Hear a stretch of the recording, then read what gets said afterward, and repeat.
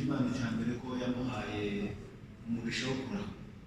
Uwo ni umugisha abantu bose bajya basengera. Umupasi w'ubukuru Imana yamuhaye kuramba imyaka 98 hafi 100. Ni umugisha ukomeye. Ikindi nshima Imana hariya habaye n'intambara ariko Imana yabarinda. Nabyo bishimira Imana ko yabarinze abasaza benshi cyangwa bakeya bagiye batwikirwa mu mazu babataye, ariko ndashima Imana yuko Imana yamurinze. Ikindi nshima Imana umubisha yageze no kugwa mu gihugu. Murabizi ko ari umutware muri kiriya gihugu ariko akaba imva yiwe ibaye muri kiriya gihugu. Turabishimira Imana, Imana ishimwe cyane. Ijambo risoza nahambure umuryango wa izina rya sogokuru umukomere wihangane. Muzehe umuntu usize abantu 400 ntabwo apfuye, arahari kandi n'amaraso yacu arahari. Turashima Imana rero tunababwira ngo mwihangane kandi mukomere mushikame. Muzehe arahari ntiyapfuye. Babyara bacu mwihangane, bana babadata mwihangane, abuzukuru mwihangane mukomere, aheza ni mwisho. Icyanyuma nshimiraho Imana kuko muzehe yitavye Imana ko mu murimo w'Imana. Uko mubyumva njyewe namwumvise atari gusubira inyuma kwari kugira ngo nyine muri aba bantu bose baboneke. Ni nk'umugambi w'Imana yari ari ngo kugira ngo azamuke umugambi w'Imana n'abantu babera. Yari ari umugambi w'Imana kugira ngo buriya ruzaba rwose ruzakora imirimo y'Imana itandukanye. Ntabwo yari yarasubiye inyuma kandi yatunze abadamu biwe neza abafite bose. Ubu ngubu abantu basigaye bananirwa n'umwe ariko yarabashoboye bose n'urwo ruzaba rugaragije. Urumva gushimira mu Imana cyane, Imana ishimwe kandi ashimiye umuryango w'abasinzira bateguye kino gikorwa kugira ngo natwe tukibemo. Imana ibamugisha. Babyara bacu twarabasuye ariko kandi tubasura rwose. Imana ibamugisha. Urakoze. Abagorora ni ukuri ni abantu basobanutse pe. Reka twumve basebukwe bandi bo mu muryango w'Abega niba bahari.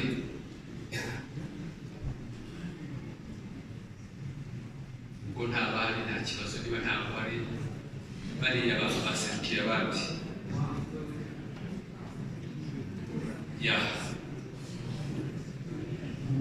Reka dukomeze gahunda, abantu dutuze. Tugiye kumva noneho ikindi cyiciro cy'abaturanyi. Abaturanyi be mu buryo bubiri. Bamwe ni abaturanyi be bari baturanye mu Minembwe n'abandi baturanye muri Byumba. Nibatambukire rimwe barahana amagambo babikore nk'uko abagorora babikoze. Ubonye ko bavuze benshi ariko mu mwanya muto ushoboka kandi bavuga amagambo y'ingenzi. Muri abo rero baturanye turahamagara muzehe Serikamiro araserukira abaturage bo mu Minembwe, hanyuma hari n'userukira abaturage bo muri Byura. Abo bantu nibo tuhamagara bandi. cyangwa n'iryari.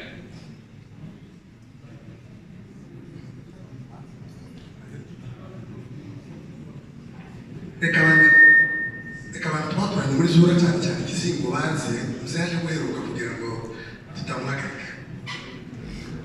Abantu ba Kizingo nababonye bareba abantu twakoranye na muzaye muri zura ashobora gutambuka tukatuzanye. Abantu twakoranye muri zura musaza ntabwo turi butinde, twaje tutabaye polisi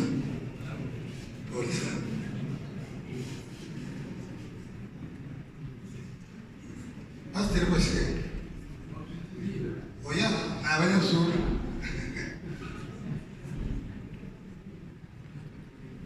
giye kuvuga ariko muri hagana giye kuvuga ko ni muto pasiteri ariko impamvu itumye vuga nuko twabanye muri uwo mwanya tuvuze w'ikizingo ariko turongera tubana mu mwana muto iwacu ku mupanga. Niko kuvuga ku Kabingo ukamanuka iyo barimba ukagera neza ze ntajya hepfo. Uyu musaza twarabana turangana n'abana benshi guhera kuri shefu kwitegereza ukamanura kuri mutware n'abashiki babo wari uturutariye na sinarabi twarabana. Gustave ni mwarimu wacu yashatse Kinyana ni mubyara wacu mwazumvise mu bagorora ishenge yarakiye turabana. Yari umusaza mwiza ugira discipline mwazumvise. Umunsi umwe kuko twari tubana yagarutse ku musozi agiye mu murima. Niwo munsi wa mbere mbona amadolari aramanuka ngo agere ku musozi amanuka naje guturutse hakurya nari nkiri mutoya nigaga nko muri za sixième primaire. Akora mu mufuka akuramo impapuro, za mpapuro zikabamo amafaranga y'amadolari, amadolari 100 icyo gihe. Araturuka ntiyabimenya arakomeza aragenda. Natwe twarabana turaza ngo tugere hano tuzanga za mpapuro. Nazaga muri musanga ibisabwe ndegenzura nasibagasinga ariko ya mafaranga wayamenye gute? Dusanga amafaranga ararambitse muri za mpapuro tugeze ko tubone itazi twari tuzi amadolari. Turagenda twari tubaza mu mwana yagiraga umuhungu wabo Mzee Kamazi ariko kabari twese tubaha yari muzara wacu ariko akaba mwiza ukabona atismart ukamubona ni shefu ukamubona mu bintu byinshi agaseru ukamubona mzee we yarashaje. Turagenda no kwa mzee turamubwira Kamazi ati twatoye amafaranga ariko ndi tuyazi. Barabaza umwana twari kukaviraje mu batoye iwacu binungaho neza. Amafaranga arasumuruka bakabaza niyo watoye amafaranga ati ni gasore watoye amafaranga. Kabaga ati nayatoye sinazi iyaba amakongomani byose. Amafaranga arazerera mu mwana wose bakada bagenda urugo ku rugo. Biraruha arataha nimugoroba ageze ku nzu baramubaza ati hari amafaranga wataye ngo ajya gukora ku mufuka asanga ya mafaranga yabuze. Arabaturenda kuko yari umuntu w'umukiranutsi mwiza utobesha amafaranga baramwereza. Arabaza atese umuntu watoye amafaranga ni barazunguka mu muhana Kamazi aravuga ati wayatoye ni gasore. Gasore warusha twaramutuye muzagere mumubwira ndaza mu gitondo kubera kumushinga n'ukuntu yakunda afata inkoko ukuntu inkoko yari ikomeye inkoko mu giturage yari ikomeye yari bimeze afata inkoko y'urubemba arayifata ishashe inkoko ajana n'iwacu mushike bwira mukecuru na papa ya mafaranga natuwejo dore impembo yampaye koko yaratuye irororoka yaza gitura kagura kabutura yatura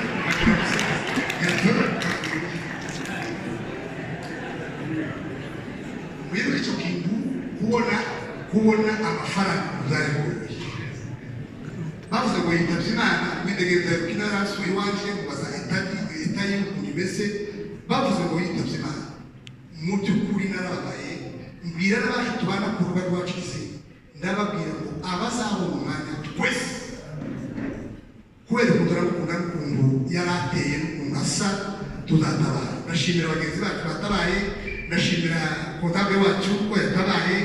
Tuzaza gusura Kinyana niwe tuzi nabitekereza tuzaza mu gashyamba tujye kumusura asigaye Imana imuhe iruhuko ridashira. Murakoze.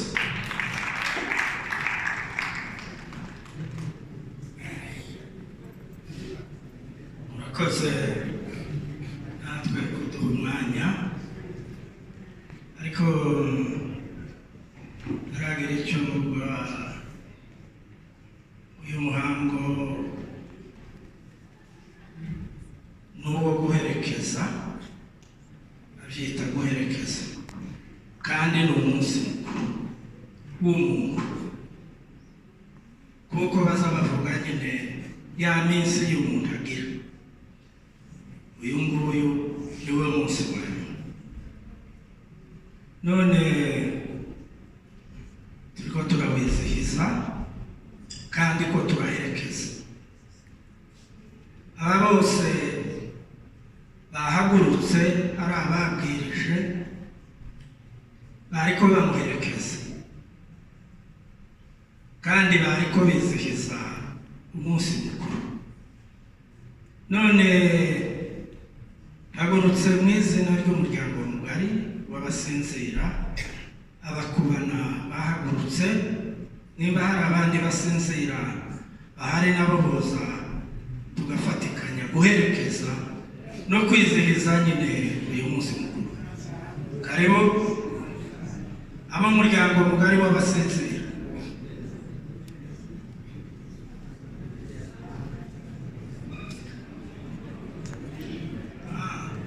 Aravuze ngo aravuga nyuma njye ndiyo uyu mugabo duhaye duhamya kandi duhaye duherekeza. Bavuze ngo ndiyo hagarara nta kibazo. Jewe ndi mwene Ruvugwa,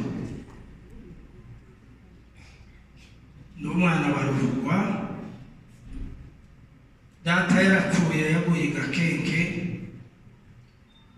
Ruvugwa aratuzana tujya ku Runundu. Dushyitse niho twabonaniye n'aba bene Ruvugwa bari mu uyu nyine udusize. Aho ngaho niho twamenye ijambo ry'Imana. Ariko muri ibyo byose bavuze by'ubuhamya bwa Zakariya by'ubwenge, nanjye nicyo mvugaho bukeya ku Runundu. Yagiraga ubwenge. Niho twemereye Imana kandi niho twamenyeye gusoma, kandi twabimenye tutize. Ariko Zakariya Mubeya n'ubundi mukuru wacu, abo bantu bagiraga ubwenge bw'amasomo, nta mashuri yahabaga. Twebana b'Umubembe araza aratwandikira urufwabe ku mahugu, yandika ba bebibo ararangiza ziriya nyuguti zose. Turazifata uwo munsi tumenya ngo ayigiye kuri ba bibaye ba, turabiteranya turaruha tumenya kwandika. Nta handi twigiye ni kuri ayo mahugurwa dushyitse ku Runungu dusanga bamenya gusoma. Zakariya n'uwo mukuru wacu, hari undi mukuru wacu we niwe wabimenye mbere, yari umupasiteri, ndagira ngo abantu baramuzi, ni Yonusi Rupembe, niwe wabimenye mbere, ariko ngo abimenye abantu ntibamenye icyo yamenye. Aho ku Runungu abariho hazi urubyuke, abo bagabo bamenye gusoma. Bamenye gusoma bazaga bakandika hejuru mu kirere, bakabwirana amakuru, abo bantu bakandika bakavugana ibaruwa yo mu kirere. Ibyo ni ibintu byabaye. Turaturana ku Runungu, turahava tuje Rukombe turi kumwe na Zakariya. Tuvuye Rukombe tuje n'Agatete. Tumaze gushika n'Agatete, yandi yose bayavuze. Umuntu agomba kuvuga no gutinda. Zakariya umunsi umwe mu gitondo nta majambo twari twavuganye, ariko aho tubona nakambwira ngo arankunda. Yarankundaga kandi cyane. Hari akantu kamwe ntushobora kuvuga mu ndihanganira. Yari twarushe turananirwa ubukirisitu ariko babusigaramo. Yari umwarimu wacu, ariko akanga ngo njyewe ntazabona ko nahangutse. Turagenda gihe kimwe ducyura umukobwa inganje, nyina w'aba bana bamaze kuvugana. Tumaze gushika, ariko tugenda ntabarameke bariya, ari abapagani turi abapagani. Tumaze gushika, noneho aho twari ducyuye nijoro bavuze ngo kwari ukwigisha abantu babiri. Zakariya arambaza ati ese ko ntiwite wo kwigisha? Jewe inzoga zirateretse aha, imimera n'ishyano rwose. Atoya wihangane mwigisha. Ati sinzi mbona ko wahangutse uri umukirisitu. Uwo munsi ndigisha. Mwumve bene urwo rukundo nawe rwamukoresheje nk'icyaha. Ndigisha, ariko tuvuye icyo gihe ku bukwe turaza subira muri wa mubiri wacu. Duturanye na Zakariya, ikindi kintu yankoreye atarigeze ambwira ngo buke ahereza uriya murumuna wiwe Rugeyo inka. Icyo mu gitondo tubona Rugeyo ashikanye inyama. Ati ngiyi inyana Zakariya yambaye, babaga nko hakurya natwe tukaba hakuno. Noneho ati ngiyi inyana Zakariya yambaye, simbizi nimba kibyibuka. Anyana arayimba, yimbaga. Muna mwumva inka yimbaga? Iyo nka tiyayimpaye ngo yase, kandi n'abandi barasigabye, ariko iyo nka zintagaza. None tugiye kumwerekeza, rero turiko turamuherekeza, kandi tuvuganye n'ubuhamya bwiwe. Zakariya yari umugabo, yari umuntu wagiraga umutima birya bindi byose bavuze twari tubimuzeho, kandi muri urwo rugenzi rwose rwo kubana twamwizeho ibintu byinshi by'ubutwari, kandi yatwigishije byinshi, kandi barakundanaga n'uwo mugabo mukuru wanjye, barakundanaga bibi byari byiza, ariko bakaruha kera abantu bataremera, bakaruha bakagira nk'urugomo, urundi rugomo.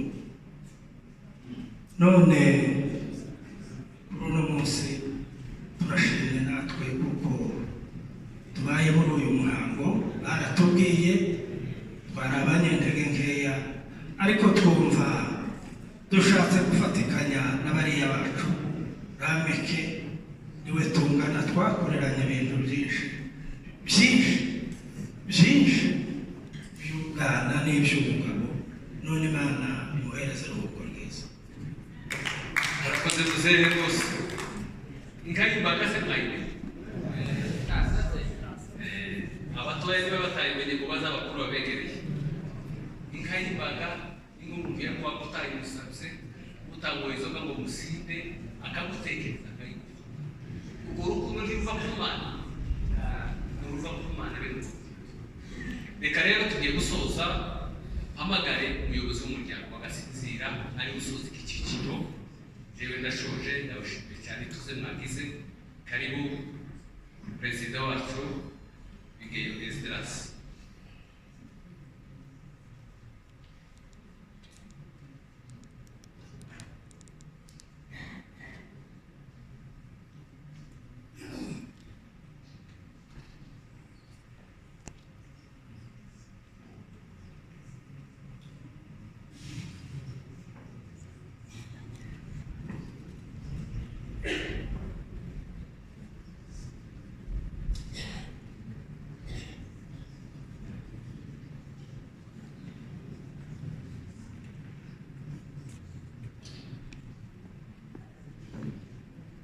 Murakoze cyane.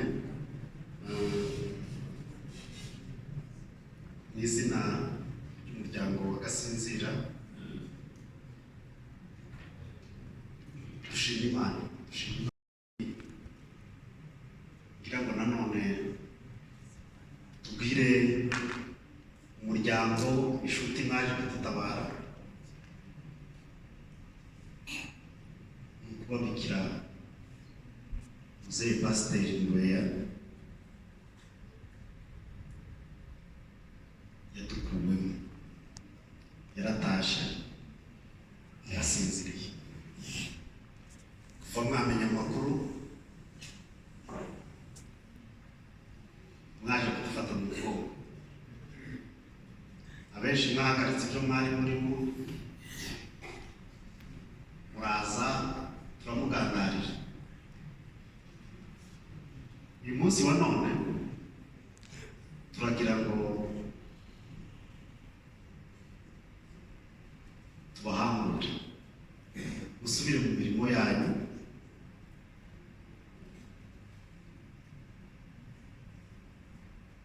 musubukure ibyo mwakoraga. Ikiganiro turagisoje, ariko ntitubabuza gukomeza kudusura. Mwe mutube hafi, muzamuja mu mirimo yanyu, hanyuma ubonye umwanya aza tugeraho. Mwumvise uko muzehe angana, abana n'abuzukuru batuye ahantu hatandukanye. Turashimira abantu bose bagiye baba hafi y'abana bakabakomeza. N'ubundi abo bose nubwo dushoje ikiriyo, nubwo tuganutse, ariko turacabakeneye. Amagambo yanyu y'ihumure no kubabona ni byiza kuri twebwe. Harambiranye, ndagira ngo mu izina ry'umuryango turongera kubashimira mwese ko mungana, abaje ndetse n'abatabashije kuza, bagiye baduhamagara, abo bose turabashimira. Ikindi, mbere y'uko mpamagara pasitori kugira ngo asengere icyo twateguye nk'umuryango dusangira, nanone ndagira ngo imihango hari ibyo abasokuru bavugaga mu kanya, ariko n'ibindi murabizi, ntawe umuryango utazagenzereza ugomba kugenzerezwa. Ibyo rwose abana n'abandi bose nk'uko umuco uri tuzabibagenzereza. Ndagira ngo dusoza mbere y'uko dusangira, reka dusabe pasiteri Salomo aze asenga Imana. Turashoje, hari ibyo turi gusangirire hano ndetse no gutaha dusubira iwacu mu rugo, twese dusangire Imana. Murakoze cyane, umuryango turabashimiye, Imana ibahe. Mwami, dukishijwe bugufi y'umugoroba, uhimbaje izina ryawe rikwiye icyubahiro cyose. Dushimiye kuba natwe muri uyu muhango. Wowe waremye umubyeyi ukamutanga mu bantu kandi ukamukuramo abantu. Imyaka yari afite igezwa na benshi muri iki gihe, ariko wamubwiye neza. Wamuhaye umugisha, awukozaho intoki, arawubona, arawumva, abona abana, abona abuzukuru, abona abuzukuruza, amenya amakuru y'ubuvivi. Ntacyo utakoze. Imirimo yakoze bavuze n'iyindi ishobora kubacika batazi, Imana yamubashishije. Kuko utahaye ayo mahirwe ashobora kumara iyo myaka ariko akabura icyo ayikoresha. Turagushimiye kuko wamutanze kandi ukamutanga muri uyu muryango, ndetse by'umwihariko mu bwoko bwacu, akagira ibyo akora. Tuguhimbarije kuko waduhaye kukumenya, twabura abantu tukihangana, tugakomera, tukagira ibyiringiro. Dufite ibyiringiro birenze amagambo bamuvuzeho n'ayandi bakomeza kuvuga. Dufite icyo twamenye, turakwiringiye, kandi uduhe kuzakomeza urugendo kugira ngo tuzasoze neza. Tumenye twese ko turi abagenzi, tuzava muri uyu mubiri. Dusabiye buri wese uraha, wigomwe igihe cye, wigomwe umutungo we, umugisha. Ndetse dusabiye umugisha ikinywaji tugiye gufata, umugisha abagiteguye, kandi imitima yacu isabane, ariko cyane isabane nawe, kuko ibyawe ni uguhamya ijambo ryawe tubyise mu izina rya Yesu Umwami. Amen. Reka ababishinzwe badufashe kugira ngo dusangire, kandi uze kudufasha rwose mu bikorwa byihuse, ndetse n'abantu bihangane kugira ngo dusangire icyo kunywa kuko n'ibikorwa byateguriye. Murakoze cyane, Imana ibahe. Abana bakomoka kuri muzehe Ndoreye, hari igihe dutekereza ngo umuntu yarashaje. Ibyo ni ibitekerezo buri wese umwe atekereza ukwe n'utwe, ariko umubyeyi ibyo ni ibindi. Yaba ashaje yaba ari muto, ni umubyeyi. Turihanganisha abana. Kuri ndagushimiye bivuye ku ndiba y'umutima. Nshimiye umuryango wa muramu wacu Rusi Aresha hano namubona. Abana be bari barakoze bahagaze mu mwanya mwiza kugeza ubwo kuri hari abana bari bitanze kujya batanga bohereza amafaranga yo kurera muze buri kwezi bakitora gusukura kababo ngewe zatanga pe kuba yasi bagisinziriye n'abandi mwumva bariya 12 basizwe ngiye vuga umwanya waturenga ariko hamwe n'ibyo mu by'ukuri n'abashimiye dushimiye n'iki kintu mukoze cy'umuhango n'icyo mubwiye abantu mu by'ukuri iki kintu ni icyanyu nyine n'igeno ryanyu kandi mu by'ukuri ni cyiza nacyo turakibashimiye. Ikindi kigira kabiri ni ijambo ry'ihumure. Ari akantu kagize iminsi gaca ku mbuga kacirwa n'ukwezi kwa karindwi, bazanye abagabo baririmba indirimbo zo mu gakiza. Abagabo hari umudamu umwe zaciye ku mbuga kavuga ngo baririmbira indirimbo ngo nenda emuvunaji nenda kapanda benje. No waza hari ikintu nasigayeho cyane. Baravuga ngo neno na nyimbo hazitatosha, bali mwenendo ulio safi. Turashobora cyane kuvuga amagambo kandi abangitiranye meza kandi agisa. Turashobora no kuririmba kandi neza ariko mwenendo ulio safi. Iyo ubwo Kristo bwamaze kubyara ubuzima ikinyejeye mu ntabwo ya kabiri, ntabwo bisaba ubuhamya kuko ubwo buzima iyo bwamaze kurebeka mu muntu burivugira uravuga ntabwo bisaba ubuhamya bwose ubwo buzima buriyegana kuko buba bwuzuye umutima bugasesekara bukajya hasi. Turashima Imana kuko abantu bamenye Kristo barangiza bakanamubwira n'abandi. Abo ngabo rero abahinduye benshi kuba bakiranutse, Bibiliya n'izivuga ko bazahinduka bazarabagirana. Umurije abantu bose. Ikindi nabonye abantu bo kwamagana yacu abadushingiye nabo twashingiye nabo bari hano nabo baradusuye nabo ndabashimiye kuko babanye natwe hano. Dushoje mu by'ukuri dushima Imana, twifuriza umubyeyi wacu iruhuko ryiza. Niko hariya mu butumwa bwiza bwa Yohana 5:25 igihe kiraje kandi kiregereje, abapfa bumva bazongera kumva, abumvise nibo bazongera kumva ku Imana y'imperuka. Yagarukana ubutumwa hariya mu rwandiko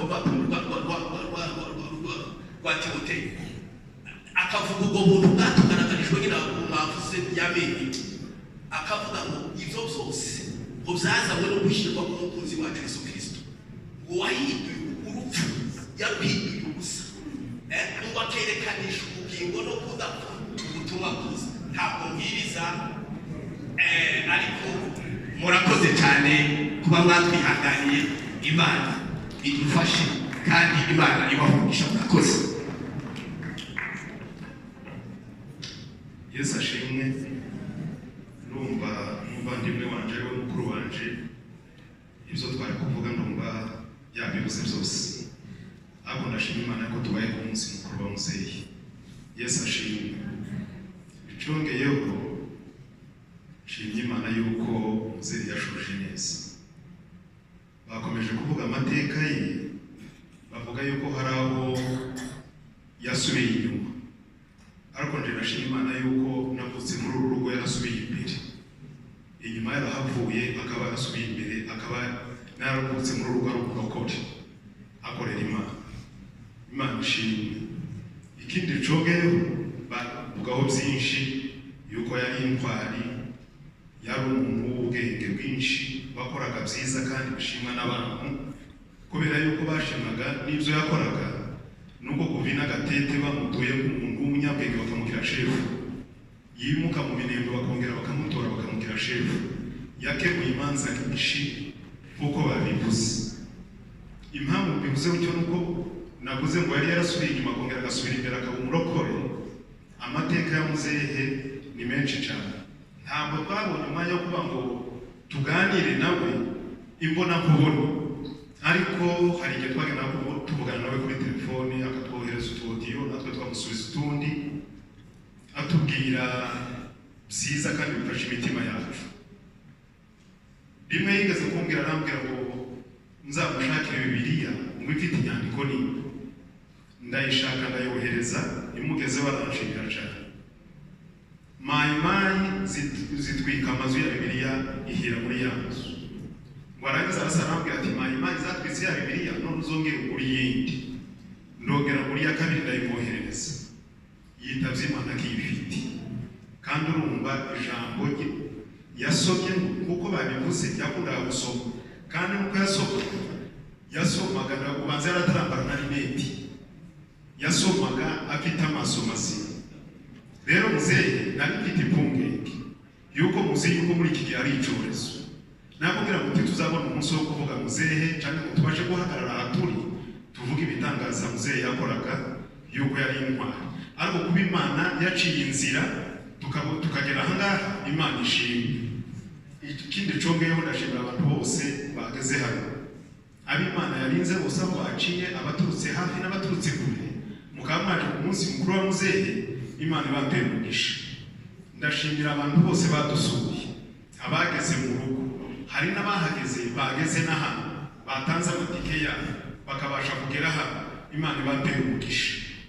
Ikindi congeyeho, umuntu wese wagize icyo akora kuko bagiye babivuga ku bwa muzehe, Imana imubere umugisha.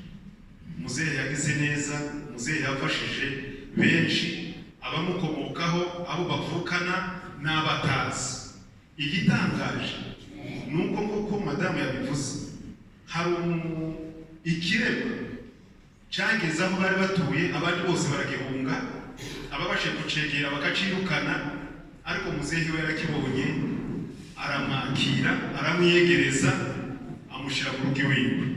Uwo mutima muzehe yagize, murumva yuko yakoze byiza, kuvuga ngo yakira umuntu w'ikirema abandi batinye, ariko iyo akamushyira mu rugo rwe yakoze byiza.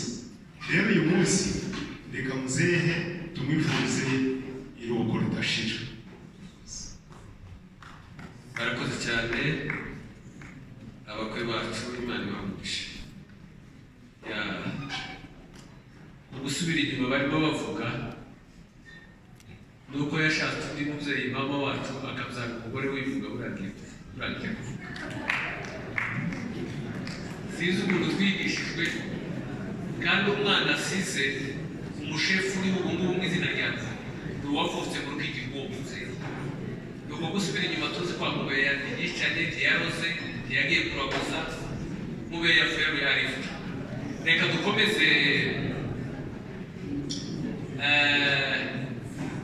twumva abandi bantu bavuga, tugiye kumva bagirarume.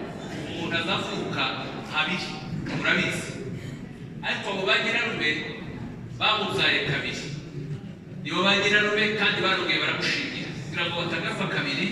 Baravuga barazira rimwe kuri ibyo byiciro byombi, abasekwe wa mbere, hanyuma turaja kwakira abandi basekwe wa kabiri, ba nyirarume kandi ari nabo basekwe wa mbere. Ijambo ni ryanyu.